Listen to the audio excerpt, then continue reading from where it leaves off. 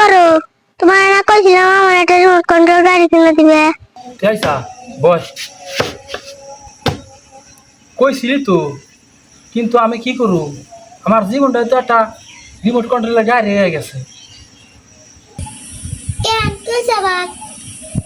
তগো মামি কানের কাছে সারাক্ষণ শুধু ঘেনার ঘেনার পেনের পেনের কইরে আমার জীবনটা একবার তেনা তেনা বানায় হালাই দিছে। এইটা করা যাবে না, ওইটা করা যাবে না, এইদিকে যাওয়া যাবে না, ওইদিকে যাওয়া যাবে না। মানে আমার জীবন আর জীবন নাকি, আমার জীবনটারে একেবারে একটা রিমোট কন্ট্রোলের গাড়ি বানা হালাইছে।